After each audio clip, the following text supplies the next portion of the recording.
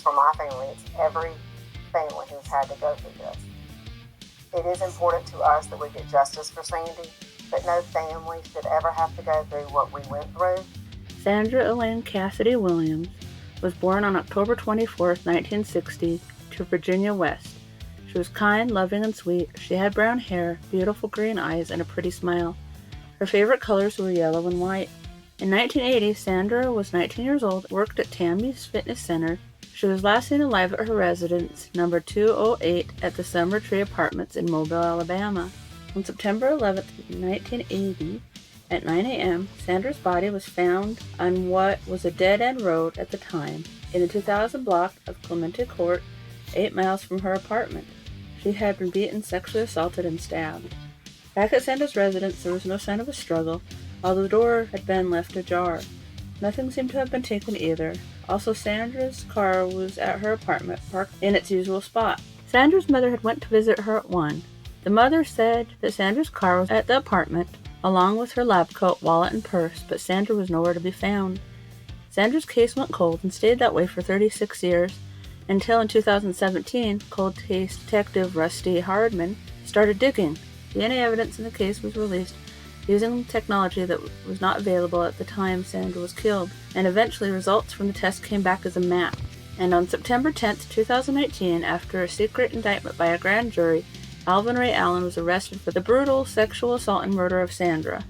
A tense 2-hour standoff occurred at Allen's greenhouse on Cheshire Drive in the Morganside Manor subdivision.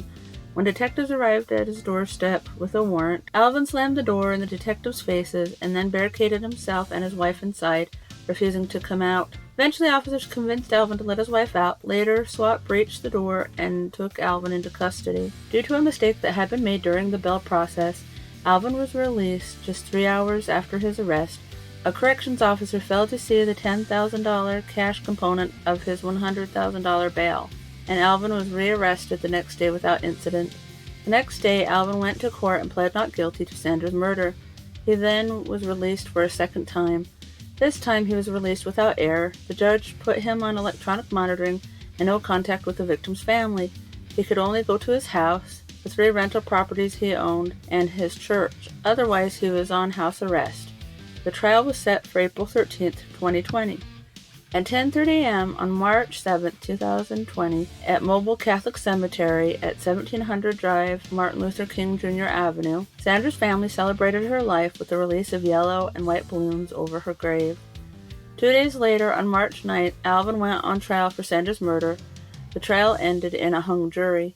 In February of 2021, Sandra's family said that they feel like they have been blindsided after learning there won't be a second trial, due to the fact that Alvin supposedly was taking a plea deal. He apparently was going to get credit for time served under house arrest on ankle monitor and get 5 years probation under a plea deal. The person that murdered her doesn't have any right to live and breathe and have a good life when she is 6 foot under, says Sandra's mother, Virginia. It's a danger to the community. It's a danger to our family.